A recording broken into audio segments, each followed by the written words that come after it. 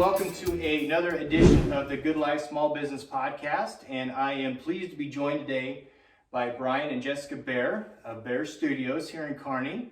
They have been in business for 25 years, and so I think that it is a great time for all of us to learn about a business that has been through a lot and has seen a lot of changes in a business that we all can learn from. So Brian and Jess, thanks for joining us today. Yeah, thanks for being here. Yeah. So let's get into it. Let's start with some icebreakers. What are books that both of you are reading or listening to right now that may be something that good for our listeners or just something you're listening to? Well, I read a lot, and when I say read, I mean listen. I'm an Audible person. Yeah, me too. Boy, I tell you, something you get from Audible is when the author is reading their own book. Sometimes there's a couple authors that even go off script and give you little anecdotes and stories. I know few authors I follow. Gary Vaynerchuk, he's a guy, he totally goes off script and riffs during it. So you get a lot out of the audiobook that you never would have gotten from the real book. But probably the best book I read last year was Story Brand by Donald Miller. This year, my number one book is Infinite Game by Simon Sinek. Both those are business building mindset books. Some other authors, I read every book that they put out. Dave Ramsey, Malcolm Gladwell, Seth Godin. So those are kind of what I normally listen to, and I probably tear through 12 books a year in that genre. The classic number one book that got me off the ground was The E-Myth, Michael Gerber. I think everyone needs to go back and read that. And reread that. So good stuff. Absolutely. Yeah. Jess, how about you? Well, with the E-Myth, when we were on the PPN board of directors together, that's the book that you gave all of us, I believe. We all have it because of you when you were president, so we've read that book. But currently, I'm almost done with the book called Mindset. It's by Dr. Carol Dweck. Okay. And it is such a good book about separating fixed versus growth mindset. Right. So it's showing or teaching you how to change your mind into more of a growth mindset. And it's perfect for this time right now because so much is going on and so many people feel like they're stuck or it's scary. And to change your mind into more of a positive growth mindset, to look elsewhere and think differently about things and, just expand your knowledge about what you're doing and where you're at in life and looking in a more positive way towards what's going on with COVID and, finding the positivity in it. So growth mindset is what I'm personally working towards, and it's really hard to change because so many of us come into the world and go through school with a fixed mindset. Sure. So it's really fascinating because I love psychology and she's a psychologist and just all these interviews and studies that she's done. It's just really, really interesting. That sounds awesome. It's a great book. It's fantastic. And I heard about it a lot over the last year through the podcast that I listened to. And it's a little bit of a give and take, but I felt like it's a little bit of a roll of the dice too. But really, at no time did I ever put everything on the line and go all in, because your best teacher is failure, and so failing is part of the process. You just need to make sure that a failure isn't a career ending or a business ending proposition, and to evaluate those risks on many decisions on many levels. Sure. Yeah. Jess? Yeah, well, it's an evolution for sure. Yeah. It's like, we both started our own businesses thinking it was going to be solely on us, and then now we're together and it's evolving into something totally different than I'd ever would have thought, Yeah. And I love it. Like I said, it's just nice to have someone to be able to talk to after hours too, and we can talk about business stuff and he gets it. You're not talking to someone that's just like, how it is, like venting to a spouse about hard days or this was really awesome, and you can like celebrate together. Like that's the part that I like, and I like the way that we can work together with sessions. he can be the main shooter and I can assist to help, get kids' attention and look at the details, and we can flop on a dime. Sure. Where if the kid's not responding to me and he's wearing his chicken hat, it's great because then I can step behind the camera and pull the trigger and, move things around. So it's just a really nice dynamic, and it's just, I'm not putting an end vision of what this looks like because it is changing all the time. Like, we've been through a lot in the last 4 years together with life changing and everything. So it's been great. Like, I don't want to have to sound like all sunshine and fairies and stuff, but it's a nice evolution that we're going through together. So I'm really happy with where it's at. And I always compare it to, being a mom and seeing your kids in certain stages. You get to that next stage, you're like, oh my gosh, I love this. They're getting their own cereal, and then they get to the next stage, and then like Joey's 10 now. I'm like, I love this. So it's like that. It's like watching your kids grow. Sure. It's like our business is growing, and you get into that stage, you're like, oh, I love this. Yeah. So that's kind of where I'm at. Absolutely. And you guys, where you work with seniors, there's probably times where, just from a connection standpoint, you maybe have a better connection with a senior, or you would, and you guys can kind of just let the other one, whether it's shooting or setting up or whatever it may be, can just kind of work together. Where if it's just one person, maybe sometimes if you don't have that connection, it's a little bit harder, which, I'm sure you guys do a great job with that. But, in that example, our seniors get 2 photographers. I generally take the studio stuff, Jess takes the outside stuff. But I always take the sports aspect. If they bring a car, I'm the car guy, so I gotta do the car stuff. But Jess can relate on a totally different level. Sometimes the dumb dad jokes only go so far, right? And that's when Jess has to step in and help out. But and part of it too is our energy level at the end of the day. And it's not that we're both in the room at the same time for every single shot. We literally tag in and tag out. But it's been a really great process. And through COVID, we made some adjustments and changes. Now we only have one client in the building at a time. It used to be we would always have 2, one in a session and another in a sales appointment. Now, just for everybody's safety, we're limiting only to 1. So we used to always do 3 seniors a day, or that would be our max scheduling limit. We immediately said, 2 a day is going to be our new limit. We thought, wow, we're taking 1/3 of our capacity off the table. This could potentially set us back. In hindsight, we've photographed more seniors this year because we never shot at 100% capacity. But we're shooting more, probably we're up 25% in our senior numbers this year over last year, and even over the year before that, it's up higher. So, and at the end of the day, we're not completely drained on the day of energy. On the day we have 3 seniors, it's evened our workflow out throughout the week, whereas we're not crazy for 2 days and dead for the next day. It's just evened out the flow. And so going forward, I see us probably keeping that practice. I hope we do. It's been so nice just knowing that there's 2 sessions every day on the books, and it's nice to look at the schedule and see it all evened out like that. Nice. And they get more energy out of us too. Sure. Because it's like sometimes you get to that 4 o'clock session and it's July and it's hot and you're tired and you look horrible, and now it's nice. Yeah. It's nice and evened out. Yeah, good deal. Yeah. So leading into that, this is a perfect lead into one of the things on this podcast we like to talk about. Obviously, COVID has affected not only business owners, but people in a variety of ways, but I think that there's positives that you can take out of what we've had to go through, because sometimes as a small business owner, unless you're forced to make a change, you don't make that change. And COVID-19 has really forced us to make changes in our business so that we can survive.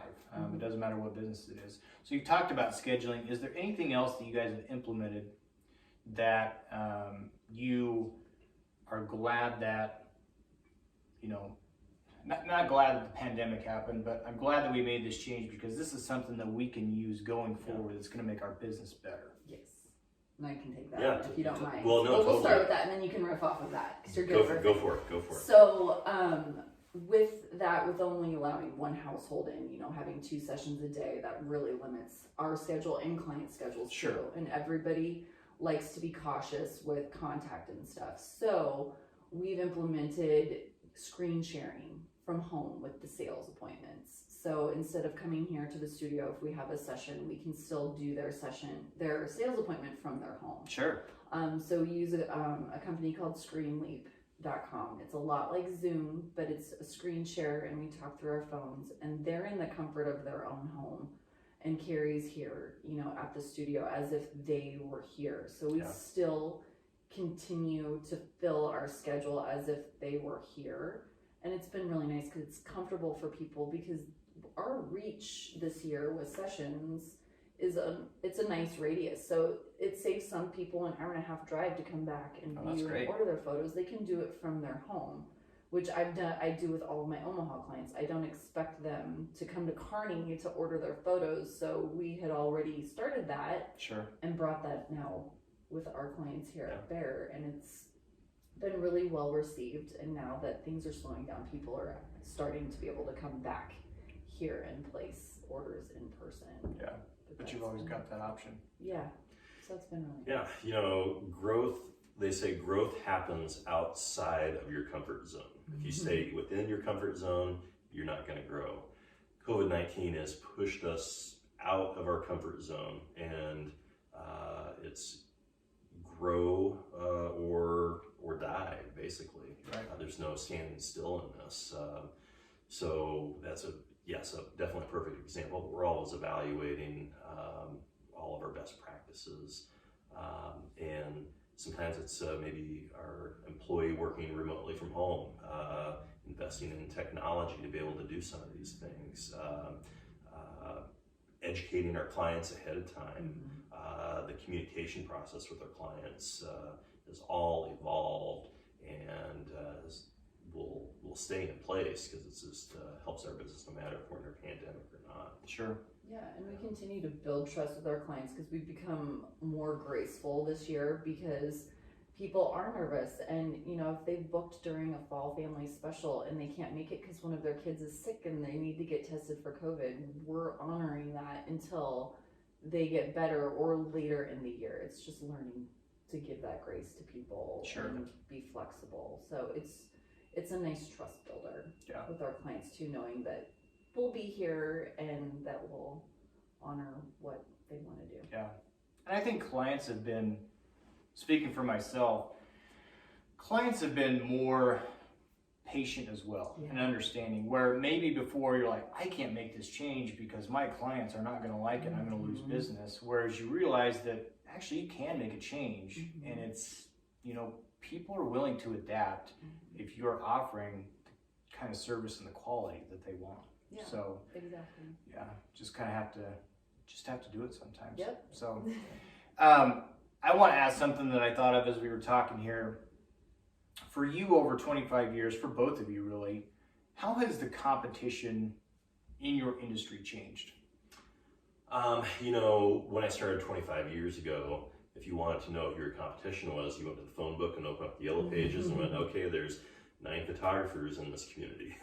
That's how it worked. That's not the case now. Best of Kearney, the newspaper, the Hub does a contest, and last year there were 70 photographers in the running for the ballot. So it's spread wider and thinner, I guess, rather than. But within that, we stay constantly educated, and we have a network of other photographers within our community and outside our community. But the thing that's helped us stay relevant is that we've niched in and rather than try to do everything, we focus in. And part of that is a mindset shift of what our studio offers. Honestly, we don't see ourselves as a photographer. We see ourselves as an interior designer. We want to consult with our clients and help them decorate their homes with custom art that features the people that they love most, their family. And when we start with that mindset shift. Suddenly we are in their homes, looking at their spaces, looking at their colors, helping them coordinate outfits that will work well with their furniture, their carpet, the cabinets in their kitchen, so that we can build with the end in mind before we tell them to show up, and we'll take some pictures. We go really back it way up so that we can bring it forward and create this custom experience, and wall art is the goal. And when that mindset shift has happened, suddenly instead of having 70 competitors in our market, there's 1 or 2 competitors in our market. So that shift, suddenly we're not left with a lot of competition to think about. I agree. Yeah. I don't know if I add much to that, but yeah, the competition definitely does change over the years. Because when I started, it was in '99, about shortly after Brian, and you knew if there was a photographer, they had a brick and mortar, they had a studio, they weren't working out of their homes, and it was all film based, and there was these labs, and it was just a different ball game then. And then digital came around, and then it was hard at first to switch because you're changing, it's like a whole different mindset of how you're going to do these images, and you have to come up with all this new technology and computers and these new cameras, and then it just got easier after that once you learn that foundation. And it made it easier to open the doors for new people to come in and be photographers, because they didn't need those labs. They had their computer at home and make it look the way they wanted. So it got a little tough there for a while, and especially with the 2008 year, and it was hard on a lot of us. And that's when I started my business, was at the hard year, and I had nothing to compare it to because I was new. But yeah, we've always had that goal of, we need nicely lit, posed and composed photos on the walls that go with what the family is looking for. Like, you go by those walls and you see your family every day, and they're happy there. And we just hung a portrait on our wall a month ago, I think, of all 4 of us. So we finally have our family portrait on the wall, and the girls loved it. Like, the reaction was great. Like, I wasn't expecting that, because that was like for us, finally we got our portrait up there, and the girls are like, that is really cool, and they love the way they look in it. So it's a self-esteem builder. When you can see, like, your parents are hanging your photos on the wall, like, it gives them a self-esteem boost. Like, yeah, I look really good. So like that's another reason like I've gotten into this. Like, you see this on the wall, it just makes you feel loved. And see the confidence grow. Absolutely. Yeah, we have some confident girls. Very much so. So one other question I want to get you guys' take on this. You mentioned that you actually went to school and got a business degree. Yes. But you are a photographer by trade. And I think that no matter what the industry is, for instance, being a photographer, you get so wrapped up in working in the business, photography and editing and those types of things. But as a small business owner, you have to be able to take a step back and actually realize that you own a business. And there's so much more than just the trade. But if you put your name on the building, being a small business owner, it's different being a business owner than just being in the trade. So you guys have been able to take a step back, and with 2 of you now, just talk about the importance of working in the business, but also working on the business to grow it and make yourself happy, really. That's absolutely been foundational, because when if you don't have your practices figured out, your business model tuned in, and because really that sets your trajectory. Are you going to go up, or are you going to go down? And then marketing is the gas pedal. Are you going to hit the gas pedal when you're pointed down, or are you going to hit the gas pedal when you're pointed up? So you've got to have and really everything, even the client experience, is part of the system of making people, but at the same time, this has been a huge asset of what Jess has brought to the business, keeping those relationships real and genuine,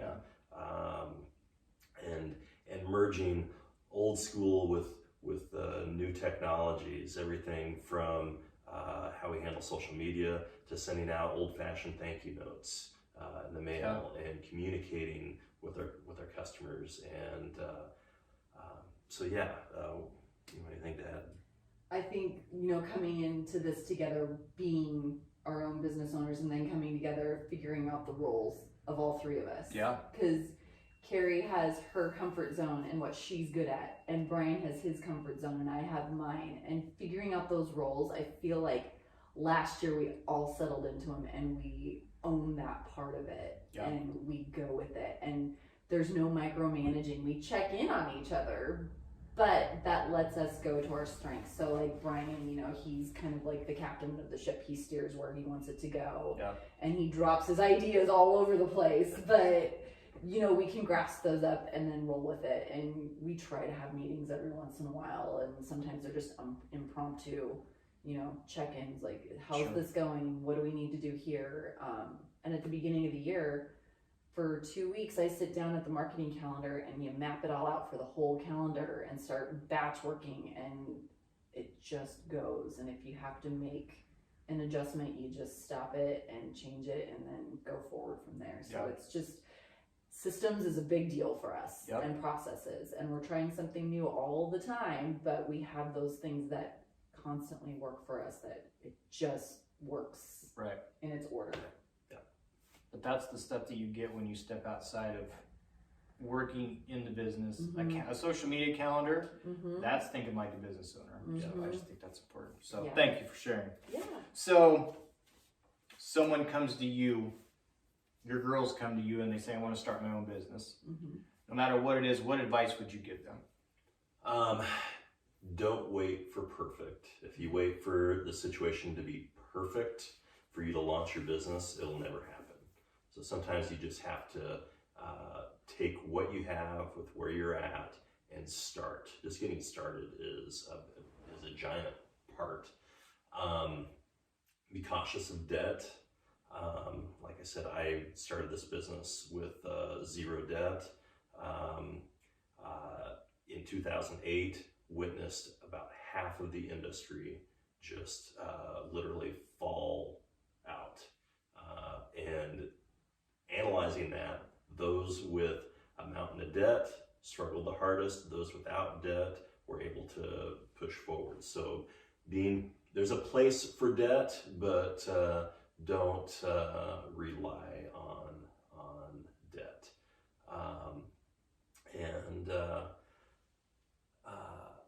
Take time to celebrate, and also, especially when I'm talking to my kids, find something that you are passionate about and can make a business around.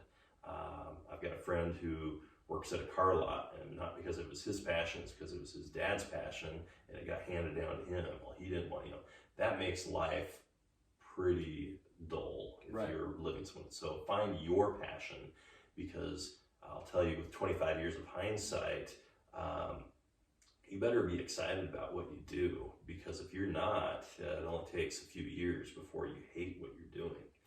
So make sure you really love it, but then take that entrepreneurial spin on it. Figure out how to merge a service and a personal aspect to bring it all together and make it unique and make it your own. What about you? My biggest thing would be education. Really learn, do the research of what you want to do. Totally marrying off Brian. I 100% believe, love what you're doing and make money at it. Like, that is just the perfect storm. But also, looking back to when I started, a lot of it was the relationships that I had with people, the trust that you build with your friends and your family, and then it goes from there with word of mouth. So building a network of people, like all of us are in our BNI groups, like, the clients are going to be what gets you going. Without relationships and people, you don't have a business to start. So I believe, networking, building relationships, having the education of what you're going to do. Also, having no debt has been very, very helpful. None of us have ever had like business debt. Operating that way, it's a lot less stressful. Yeah. And it's like once you get a little money, it's like you got to hustle to get more of that to keep going. Right. So that's kind of where I would be. Relationships is a big deal. And change is, I think I've said this 5 times already, but change is constant in this world. Things are never going to be the way they are. They're always going to be evolving, and figuring out, always have an eye out and be aware that what's changing, how is it changing, how can you get one step in front of that and ride that wave, as opposed to letting the tide just wipe you out. Sure. That's the, there's so many different examples with technology in our industry, social media, client expectations. There's always an evolution happening. Always. Yeah, absolutely. Awesome. So, to wrap this up, what do you guys want people to know about Baer Studios? About what you got coming up, or just tell us more about what you guys have. Well, we're always working on something. We have these seasonal things that we do, but really what is constant and year-round is take a look at your wall. Are you happy with what's on your wall?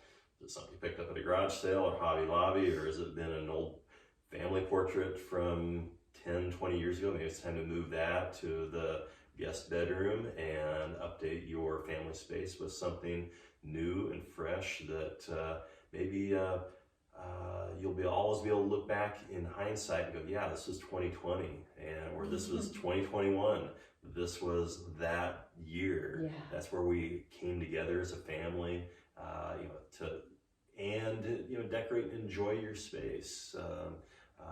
And yes, we put things on your walls, but yes, we also want things for you to share on social media too. So it's not that we don't do that; we do it all. What do you have to add to that? I would agree. Just document your family. This is an ever-changing year, and a lot of us are tired of hearing that. Yeah. But like Brian said, it's the year that families are coming together. They're at home. There's a lot less. There's not a lot of vacationing going on. Right. You're at home with your family. Embrace that. Put them on your wall, so then kids can look back years down the road. Yeah. We're not doing digital files and they stay on a disc or a USB drive. They're coming out with a finished product ready for their wall. And just, you guys can kind of see here, we've got examples of families that they want to treasure that moment in time. Right. Is the big deal. It'll be ever changing, but document your family. Yeah. Awesome. Yeah, document your family's legacy, definitely. Yep. Very cool. So where can everybody find you? Social, website? Where can we learn more about you? Our website is baerphoto.com. We're on Instagram and Facebook as Baer Studios. Give us a call. We operate 9 to 6, Monday through Friday. So if you want to reach out to us, we'd be happy to visit with you. Awesome. All right. Thank you both so much. Really appreciate it. Thank you, Brian.